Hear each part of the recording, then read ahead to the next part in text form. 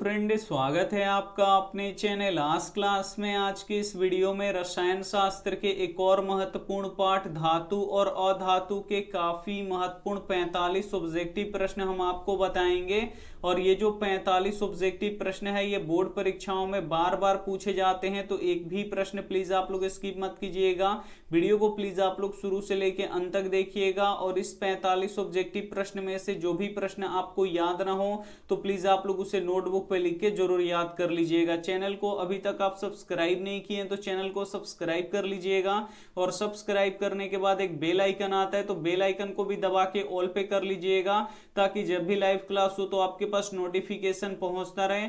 और जितना भी हम आपको ऑब्जेक्टिव प्रश्न बताएंगे वो एनसीईआरटी पैटर्न के आधार पर ही बताएंगे। तो वीडियो को प्लीज आप लोग शुरू से लेकर अंत तक जरूर देखिएगा। आइए शुरू करते हैं पहले नंबर प्रश्न से।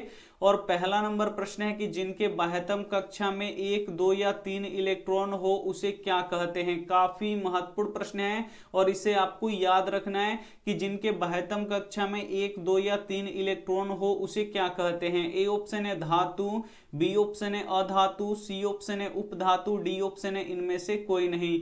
तो जिनके बाह्यतम कक्षा में 1, 2 या 3 इलेक्ट्रॉन होते हैं उसे क्या कहते हैं, तो उसे धातु कहते हैं। इसे आपको याद रखना है, काफी महत्वपूर्ण प्रश्न है। यानी यहाँ पे ए ऑप्शन क्या हो जाएगा, बिल्कुल ही सही हो जाएगा। आइए देखते हैं अगला प्रश्न 2 नंबर। और 2 नंबर भी प्रश्न काफी महत्वपूर्ण है कि जिनके बाह्यतम कक्षा में 5, 6 या 7 इलेक्ट्रॉन हो उसे क्या कहते हैं। ए ऑप्शन है धातु, बी ऑप्शन है अधातु, सी ऑप्शन है उपधातु, डी ऑप्शन है इनमें से कोई नहीं। काफी महत्वपूर्ण प्रश्न है कि जिनके बाह्यतम कक्षा में 5, 6 या 7 इलेक्ट्रॉन हो उसे क्या कहते हैं, तो उसे अधातु कहते हैं। इसे आपको याद रखना है। यानी यहाँ पे बी ऑप्शन क्या हो जाएगा, यहाँ पे बिल्कुल ही सही हो जाएगा। आइए देखते हैं अगला प्रश्न 3 नंबर।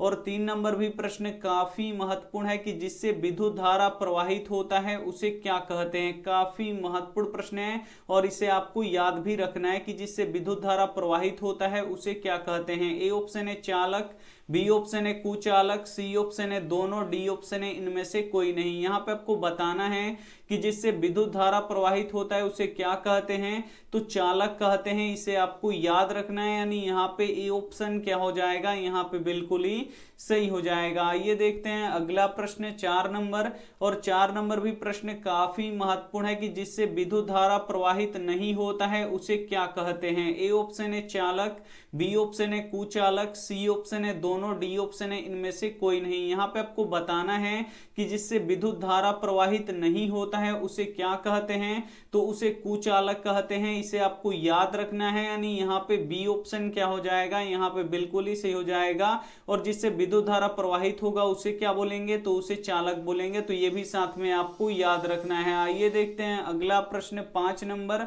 और 5 नंबर प्रश्न काफी महत्वपूर्ण है और ये आपके बोर्ड परीक्षा के लिए भी महत्वपूर्ण है। तो इसे आपको याद रखना है कि विद्युत का सर्वोत्तम चालक कौन सा धातु होता है। काफी महत्वपूर्ण प्रश्न है।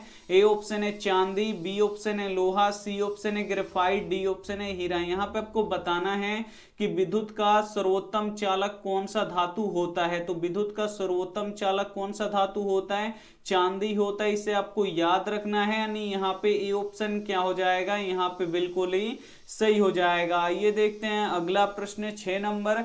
और 6 नंबर भी प्रश्न काफी महत्वपूर्ण है कि वो कौन सा अधातु है जो विद्युत का सुचालक होता है। काफी महत्वपूर्ण प्रश्न है और ये भी प्रश्न आपको याद रखना है कि वो कौन सा अधातु है जो विद्युत का सुचालक होता है। जो अधातु होते हैं वो विद्युत के कुचालक होते हैं, उनसे धारा प्रवाहित नहीं होता है। लेकिन कुछ ऐसे अपवाद अधातु हैं जिससे विद्युत धारा प्रवाहित होता है, उसका नाम बताना है। ए ऑप्शन है चांदी, बी ऑप्शन है लोहा, सी ऑप्शन है ग्रेफाइट, डी ऑप्शन है हीरा। यहाँ पे आपको बताना है कि वो कौन सा अधातु है जो विद्युत का सुचालक होता है। तो ग्रेफाइट एक ऐसा अधातु है जो विद्युत का सुचालक होता है। इसे आपको याद रखना है। काफी महत्वपूर्ण प्रश्न है। यानी यहाँ पे सी ऑप्शन क्या हो जाएगा, यहाँ पे बिल्कुल ही सही हो जाएगा। आइए देखते हैं अगला प्रश्न 7 नंबर। और 7 नंबर भी प्रश्न काफी महत्वपूर्ण है कि कार्बन का अपरूप निम्न में से कौन सा है। काफी महत्वपूर्ण प्रश्न है, यहाँ पे आपको बताना है कि कार्बन का अपरूप निम्न में से कौन सा है। ए ऑप्शन है ग्रेफाइट, बी ऑप्शन है हीरा, सी ऑप्शन है दोनों, डी ऑप्शन है इनमें से कोई नहीं। तो कार्बन का अपरूप बताना है कि क्या होता है, तो कार्बन का अपरूप ग्रेफाइट भी होता है और हीरा भी होता है, दोनों होता है, यानी यहाँ पे सी ऑप्शन क्या हो जाएगा, यहाँ पे बिल्कुल ही सही हो जाएगा। और ये प्रश्न काफी महत्वपूर्ण है, तो एक भी प्रश्न आप लोग स्किप मत कीजिएगा, काफी महत्वपूर्ण हम आपको प्रश्न बता रहे हैं। और इसमें से जो भी प्रश्न आपको याद ना हो तो प्लीज आप लोग उसे लिख के याद कर लीजिएगा। आइए देखते हैं अगला प्रश्न 8 नंबर, और 8 नंबर भी प्रश्न काफी महत्वपूर्ण है, ये भी आपको याद होना चाहिए कि कौन अधातु होते हुए भी उसमें धात्विक चमक पाई जाती है। काफी महत्वपूर्ण प्रश्न है, जो अधातु होते हैं उसमें चमक नहीं पाई जाती है, लेकिन कुछ ऐसे अधातु होते हैं जिसमें धात्विक चमक पाई जाती है, उसका नाम बताना है। ए ऑप्शन है हीरा, बी ऑप्शन है ग्रेफाइट, सी ऑप्शन है आयोडीन, डी ऑप्शन है सभी। यहां पे आपको बताना है कि कौन अधातु होते हुए भी उसमें धात्विक चमक पाई जाती है। तो हीरा जो होता है ये भी अधातु होता है लेकिन इसमें चमक पाई जाती है। जो ग्रेफाइट होता है ये भी अधातु होता है लेकिन इसमें भी चमक पाई जाती है। और जो आयोडीन होता है ये भी अधातु होता है लेकिन इसमें भी चमक पाई जाती है, यानी सभी में चमक पाई जाती है, इसे आपको याद रखना है। यानी यहाँ पे डी ऑप्शन क्या हो जाएगा, यहाँ पे बिल्कुल ही सही हो जाएगा। नंबर प्रश्न काफी महत्वपूर्ण है कि सर्वाधिक आघात वर्धनीय धातु कौन सा है। काफी महत्वपूर्ण प्रश्न है। ए ऑप्शन है सोना, बी ऑप्शन है चांदी, सी ऑप्शन है लोहा, डी ऑप्शन है एल्यूमिनियम। तो यहाँ पे आघात वर्धनीय का अर्थ क्या होता है, तो जिसे पीट कर पतले चादर के रूप में बदला जा सके। तो यहाँ पे आपको बताना है कि सर्वाधिक आघात वर्धनीय धातु कौन सा होता है, तो सोना होता है, इसे आपको याद रखना है। यानी यहाँ पे ए ऑप्शन क्या हो जाएगा, यहाँ पे बिल्कुल ही सही हो जाएगा। सोने को पीट पीट कर पतले चादर के रूप में हम परिवर्तित कर सकते हैं। आइए देखते हैं अगला प्रश्न 10 नंबर, और 10 नंबर भी प्रश्न काफी महत्वपूर्ण है कि निम्न में से कौन सा धातु सबसे अधिक तन्य होता है। काफी महत्वपूर्ण प्रश्न है। ए ऑप्शन है सोना, बी ऑप्शन है चांदी, सी ऑप्शन है लोहा, डी ऑप्शन है एल्यूमिनियम। यहाँ पे आपको बताना है कि निम्न में से कौन सा धातु सबसे अधिक तन्य होता है। तन्य का अर्थ होता है उसे खींचकर पतले तार के रूप में परिवर्तित किया जा सके। तो यहाँ पे आपको बताना है कि निम्न में से कौन सा धातु सबसे अधिक तन्य होता है, तो सोना जो होता है ये सबसे अधिक तन्य होता है, इसे आपको याद रखना है। यानी यहाँ पे ए ऑप्शन क्या हो जाएगा, यहाँ पे बिल्कुल ही सही हो जाएगा। ये देखते हैं अगला प्रश्न 11 नंबर, और 11 नंबर भी प्रश्न काफी महत्वपूर्ण है कि 1 ग्राम सोना से कितना लंबा तार बनाया जा सकता है। काफी महत्वपूर्ण प्रश्न है। ए ऑप्शन है 1 किलोमीटर, बी ऑप्शन है 2 किलोमीटर, सी ऑप्शन है 3 किलोमीटर, डी ऑप्शन है 4 किलोमीटर। यहाँ पे आपको बताना है कि 1 ग्राम सोना से कितना लंबा तार बनाया जा सकता है, तो 1 ग्राम सोना से लगभग 2 किलोमीटर लंबा तार बनाया जा सकता है, इसे आपको याद रखना है। यानी यहाँ पे बी ऑप्शन क्या हो जाएगा, बिल्कुल ही सही हो जाएगा। आइए देखते हैं अगला प्रश्न 12 नंबर, और 12 नंबर भी प्रश्न काफी महत्वपूर्ण है कि कौन सा धातु उष्मा का सबसे अधिक सुचालक होता है। काफी महत्वपूर्ण प्रश्न है, इसे आपको याद रखना है कि कौन सा धातु उष्मा का सबसे अधिक सुचालक होता है। ए ऑप्शन है सोना, बी ऑप्शन है चांदी, सी ऑप्शन है लोहा, डी ऑप्शन है एल्यूमिनियम। तो कौन सा धातु उष्मा का सबसे अधिक सुचालक होता है, तो जो चांदी होता है ये उष्मा और विद्युत दोनों का ही सबसे अधिक सुचालक होता है, इसे आपको याद रखना है। यानी यहाँ पे बी ऑप्शन क्या हो जाएगा, यहाँ पे बिल्कुल ही सही हो जाएगा। आइए देखते हैं अगला प्रश्न 13 नंबर। 13 नंबर प्रश्न है कि किस धातु को चाकू से काटा जा सकता है। काफी महत्वपूर्ण प्रश्न है। ए ऑप्शन है सोडियम को, बी ऑप्शन है पोटेशियम को, सी ऑप्शन है दोनों को, डी ऑप्शन है इनमें से कोई नहीं। यहाँ पे आपको बताना है कि किस धातु को चाकू से काटा जा सकता है, तो सोडियम और पोटेशियम दोनों को ही चाकू से काट सकते हैं। यानी यहाँ पे सी ऑप्शन क्या हो जाएगा, यहाँ पे बिल्कुल ही सही हो जाएगा। ये देखते हैं अगला प्रश्न 14 नंबर, और 14 नंबर प्रश्न काफी महत्वपूर्ण है कि सबसे कठोर पदार्थ कौन सा है। काफी महत्वपूर्ण प्रश्न है, इसे आपको याद रखना है कि सबसे कठोर पदार्थ कौन सा है। ए ऑप्शन है हीरा, बी ऑप्शन है सोना, सी ऑप्शन है चांदी, डी ऑप्शन है लोहा। यहाँ पे आपको बताना है कि सबसे कठोर पदार्थ कौन सा है। तो सबसे कठोर पदार्थ हीरा होता है, इसे आपको याद रखना है। यानी यहाँ पे ए ऑप्शन क्या हो जाएगा, यहाँ पे बिल्कुल ही सही हो जाएगा। और जो ये हीरा होता है ये अधातु होता है, ये भी साथ में आपको याद रखना है। आइए देखते हैं अगला प्रश्न 15 नंबर। और 15 नंबर प्रश्न काफी महत्वपूर्ण है कि कौन ऐसा धातु है जो कमरे के ताप पर द्रव के रूप में पाया जाता है। काफी महत्वपूर्ण प्रश्न है और इसे भी आपको याद रखना है कि कौन ऐसा धातु है जो कमरे के ताप पर द्रव के रूप में पाया जाता है। ए ऑप्शन है मरकरी यानी पारा, बी ऑप्शन है ब्रोमीन, सी ऑप्शन है सोडियम, डी ऑप्शन है पोटेशियम। यहाँ पे आपको बताना है कि कौन ऐसा धातु है जो कमरे के ताप पर द्रव के रूप में पाया जाता है। तो जो मरकरी होता है यानी जो पारा होता है ये एक ऐसा धातु होता है जो कमरे के ताप पर द्रव के रूप में पाया जाता है, इससे आपको याद रखना है। यानी यहाँ पे ए ऑप्शन क्या हो जाएगा, यहाँ पे बिल्कुल ही सही हो जाएगा। आइए देखते हैं अगला प्रश्न 16 नंबर।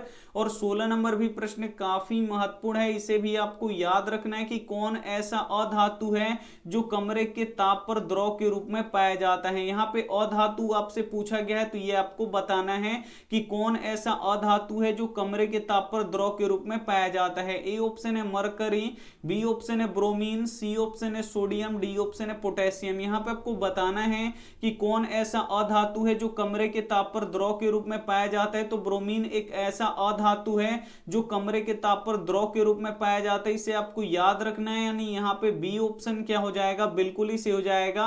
और मरकरी यानी पारा एक ऐसा धातु है जो कमरे के ताप पर द्रव के रूप में पाया जाता है। तो ये दोनों ही प्रश्न आपको याद रखना है और ये दोनों ही प्रश्न बोर्ड परीक्षाओं में बार बार पूछे जाते हैं। और जितना भी हम आपको ऑब्जेक्टिव प्रश्न बता रहे हैं ये आपके बोर्ड परीक्षा के लिए काफी महत्वपूर्ण है। तो इसमें से जो भी प्रश्न आपको याद नहीं है तो प्लीज आप लोग उसे लिख के जरूर याद कर लीजिएगा। आइए देखते हैं अगला प्रश्न 17 नंबर।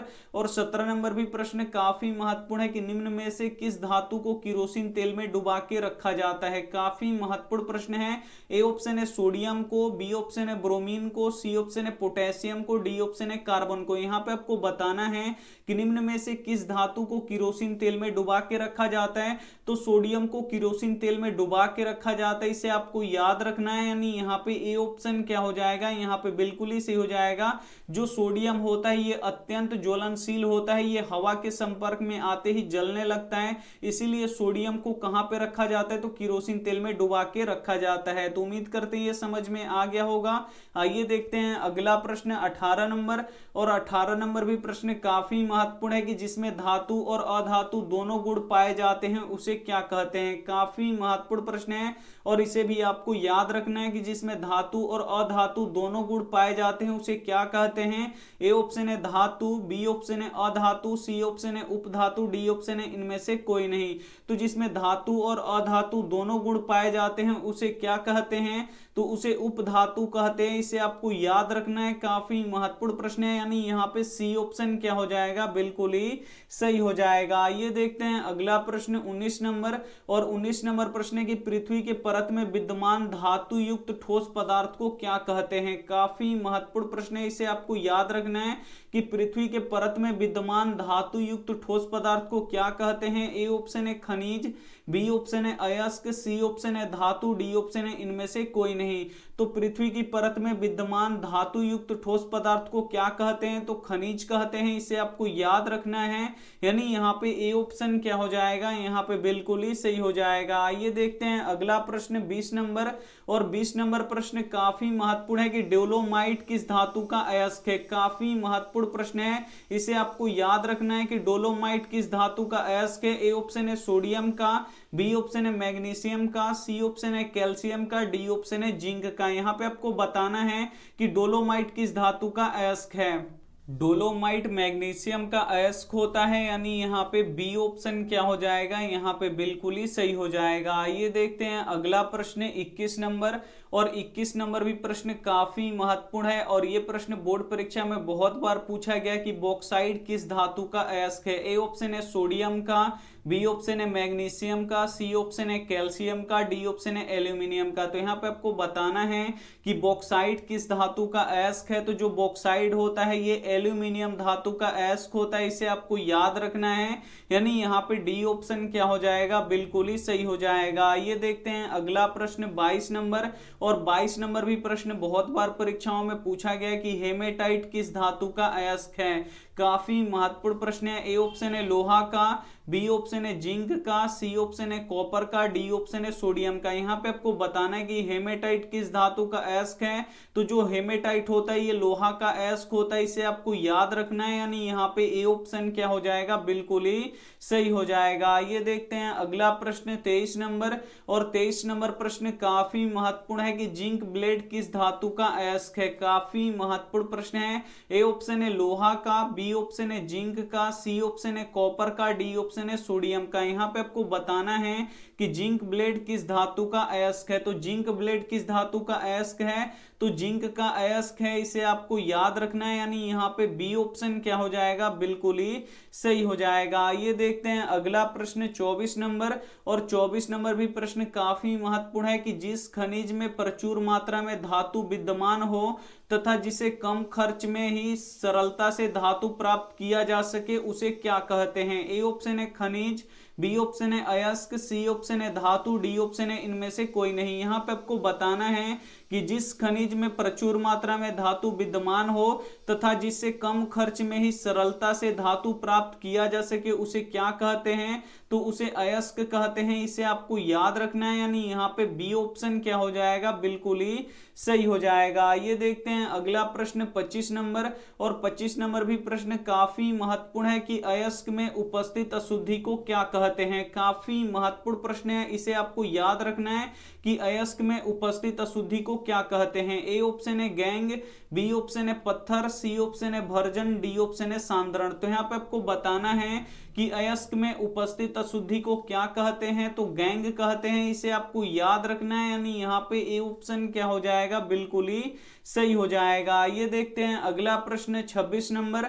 और 26 नंबर प्रश्न काफी महत्वपूर्ण है कि विद्युत अपघटन में शुद्ध धातु किस पे प्राप्त होता है। काफी महत्वपूर्ण प्रश्न है, इसे आपको याद रखना है कि विद्युत अपघटन में शुद्ध धातु किस पर प्राप्त होता है। ए ऑप्शन है एनोड पर, बी ऑप्शन है कैथोड पर, सी ऑप्शन है दोनों पर, डी ऑप्शन है इनमें से कोई नहीं। तो यहाँ पे देखिए विद्युत अपघटन का यहाँ पे क्रिया हो रहा है। तो ये जो कैथोड छड़ है और ये एनोड छड़ है। तो यहाँ पे देख सकते हैं जो एनोड छड़ है इस पे अशुद्ध धातु प्राप्त हो रहा है और जो यहाँ पे कैथोड का छड़ है इस पे शुद्ध धातु प्राप्त हो रहा है। तो यहाँ पे पूछ रहा है प्रश्न कि विद्युत अपघटन में शुद्ध धातु किस पर प्राप्त होता है। तो शुद्ध धातु हमेशा कैथोड पर प्राप्त होता है, इसे आपको याद रखना है। यानी यहाँ पे बी ऑप्शन क्या हो जाएगा, बिल्कुल ही सही हो जाएगा। और अशुद्ध धातु किस पर प्राप्त होता है, तो एनोड पर प्राप्त होता है। तो ये भी साथ में आपको याद रखना है। आइए देखते हैं अगला प्रश्न 27 नंबर।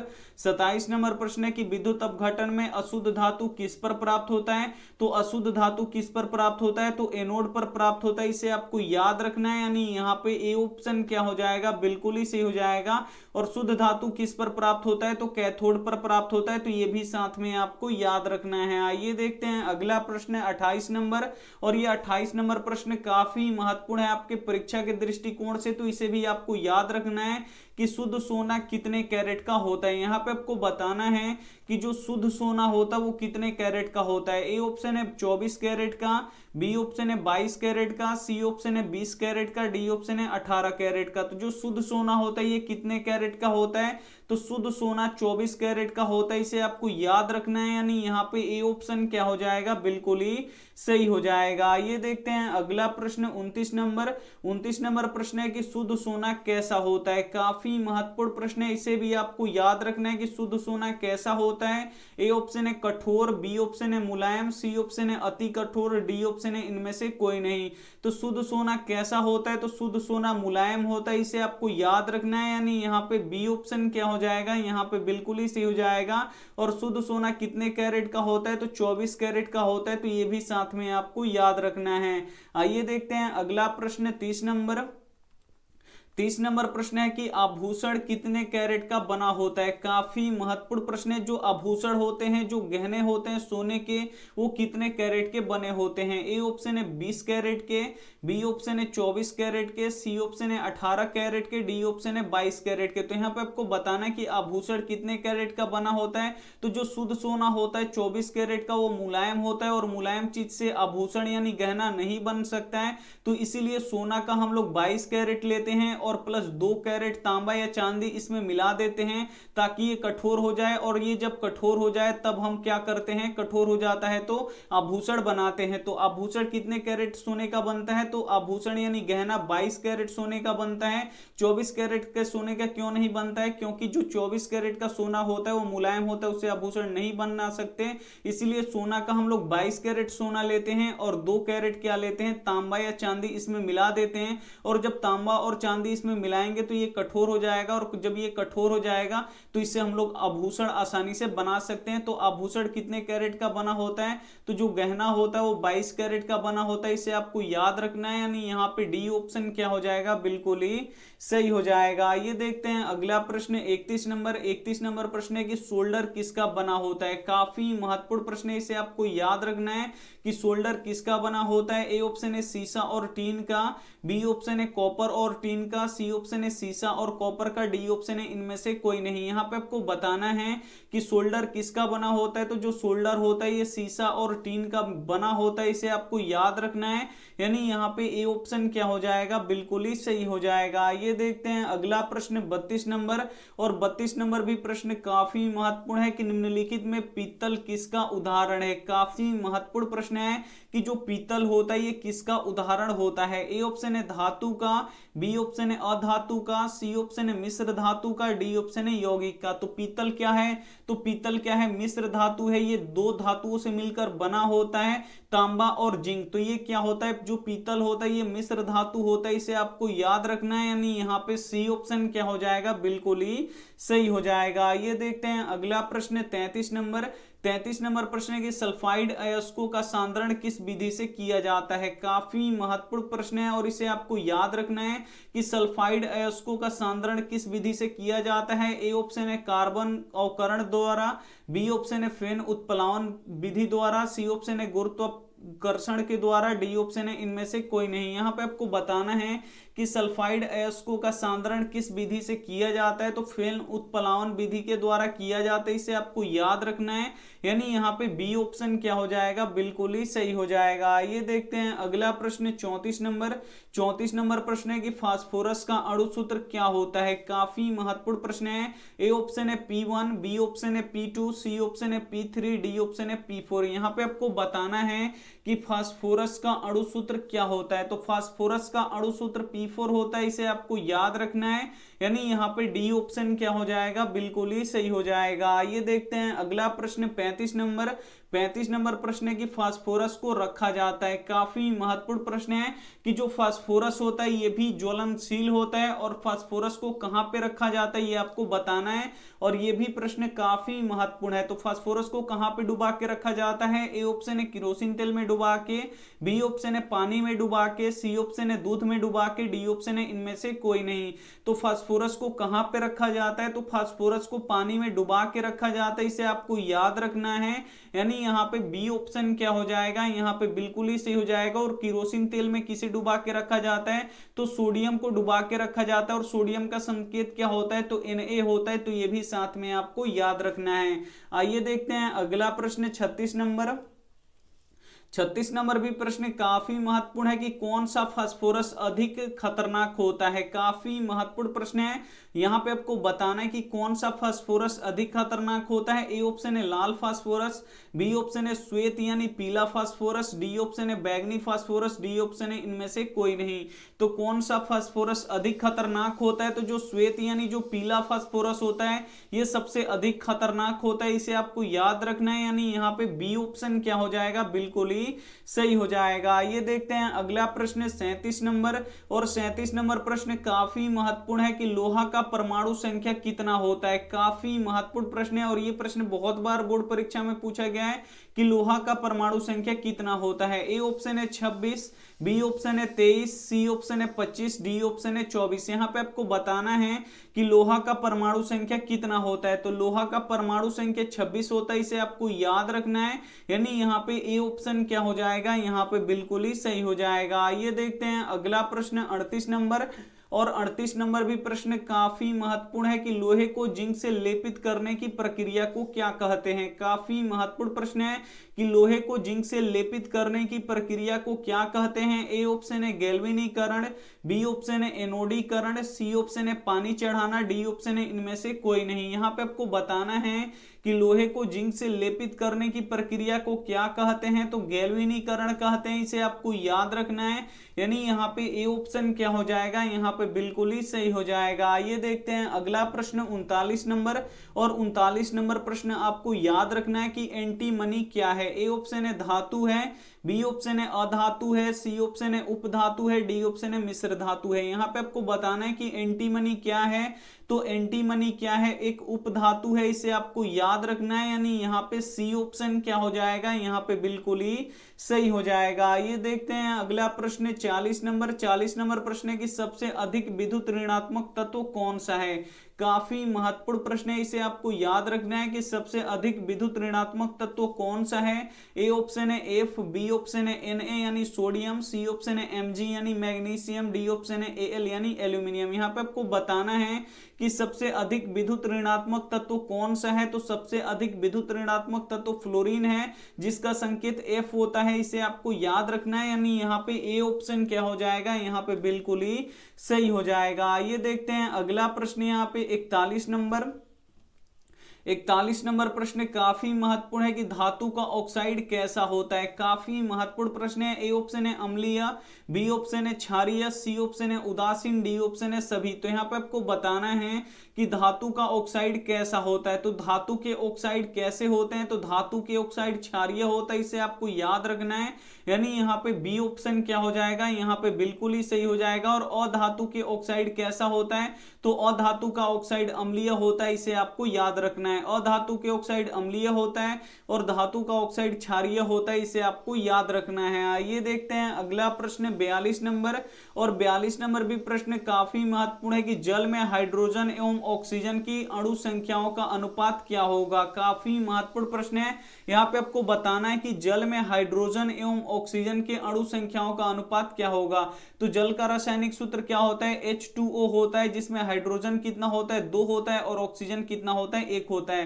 तो यहाँ पे बोल रहा है कि जल में हाइड्रोजन यानी H और यहाँ पे देखिए ऑक्सीजन का अनुपात बताना है, यानी H अनुपात O बताना है। तो यहाँ पे हाइड्रोजन कितना है? 2 है, तो यहाँ पे लिख देंगे 2। और ऑक्सीजन कितना है? 1 है, तो यहाँ पे लिख देंगे 1। यानी जल में हाइड्रोजन और ऑक्सीजन का अनुपात क्या होगा? तो 2:1 होगा। यानी यहाँ पे बी ऑप्शन क्या हो जाएगा? यहाँ पे बिल्कुल ही सही हो जाएगा। काफी महत्वपूर्ण प्रश्न है, तो एक भी प्रश्न प्लीज आप लोग स्किप मत कीजिएगा। वीडियो को प्लीज आप लोग शुरू से लेके अंत तक जरूर देखिएगा।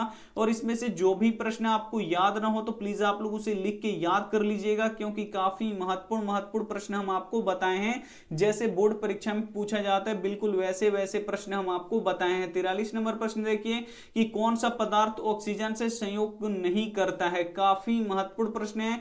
यहाँ पे आपको बताना है कि वो कौन सा पदार्थ है जो ऑक्सीजन से संयोग नहीं करता है। ए ऑप्शन है तांबा, बी ऑप्शन है गोल्ड यानी सोना, सी ऑप्शन है जिंक, डी ऑप्शन है लोहा। यहाँ पे आपको बताना है कि कौन सा पदार्थ ऑक्सीजन से संयोग नहीं करता है। तो जो गोल्ड यानी जो सोना होता है ये ऑक्सीजन से संयोग नहीं करता है, यानी यहाँ पे बी ऑप्शन क्या हो जाएगा? यहाँ पे बिल्कुल ही से हो जाएगा। और जब गोल्ड यानी सोना ये ऑक्सीजन से संयोग नहीं करता है, इसीलिए इसमें चमक बहुत ही अधिक दिनों तक पाई जाती है और ये जल्दी खराब नहीं होता है। आइए देखते हैं अगला प्रश्न 44 नंबर।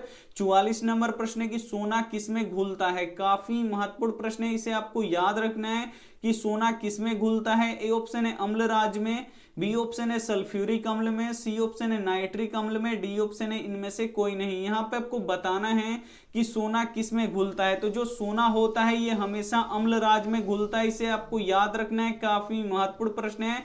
यानी यहाँ पे ए ऑप्शन क्या हो जाएगा, बिल्कुल ही सही हो जाएगा। सोना किसी चीज में भी नहीं घुलता है, एकमात्र अम्ल राज में सोना घुलता है, इसे आपको याद रखना है। आइए देखते हैं अगला प्रश्न 45 नंबर।